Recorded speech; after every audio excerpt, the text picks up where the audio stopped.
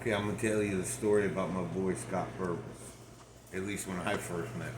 When I first met him, we were like kids, man. He's older than I am. He's older by about 5 years, right? And he already been to prison once for some shit or another, burglary. I don't even know. I'd have to look it up because I didn't know him that well then. But when I turned 16, I had gotten an apartment, over there at Versailles Gardens, right? And they used to have like these dudes that drive around in golf carts. They were like security guards at Versailles Gardens. And Scott had come to one of my parties, man. And this dude was crazy, bro. He was like when he got there, he had a big fucking black eye. And I'm like, because my friends brought him. And I'm like, who the fuck is this? And they're like, oh, that's Scott Purvis. And I had kind of heard about Scott because he was a little wild or what have you, right? And he started a fight with the security guard at the fucking thing. Like, he was going to beat the security guard up. Anyway, he had a black eye when he got there.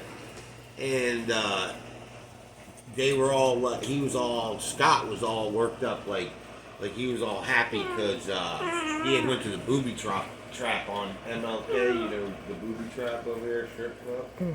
And I guess he got in a fight with the bouncers and beat like 3 bouncers up, right? That's how he got the black eye. So the management offered him a job there. You're like, who this fucking crazy guy, right? And the next thing I know is when he shot the guy down in Pompano. And, I talked to Scott about it. Like, the dude was really my good friend right before he passed. And, he had been on some podcasts and what have you, right? But what he had to say is that he had told me the story, and he said, there was a bunch of them in that car. And he wasn't even driving. Scott was like in the back seat, according to him. And them dudes, like, tried to steal the guy riding shotgun tried to like steal a bracelet or something off of him, or punched one of them or something. And they like started flocking the car. Now, if you ever been to Pompano and in the crack game back in the day, them dudes would run up to the car and be like, is it straight, we want it, taste it, right? They'd be like that. So, basically, from Scott's version of events, he had the gun, and he got scared. Because now you got like 20 freaking black guys on the freaking corner all throwing rocks, and you know how they get out of control.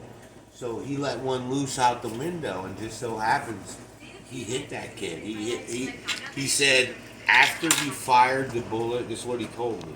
He said after he fired the bullet, he didn't aim. He just like let one loose, and after he fired the bullet, he realized he hit the kid, and he knew he fucked up. He's like, he knew right then he fucked up. He's like, I fucked up. That's why he was able to get out of the prison. You know what I mean? They didn't give him a life sentence. They only sentenced him to 22 because he copped to it right away. And they tried to make him, the world's bad man and all that. And, later on, after he got out of prison, I've seen a couple of his podcasts, and, through some other stuff, we had come in contact, and we kind of became pretty good friends there for a minute.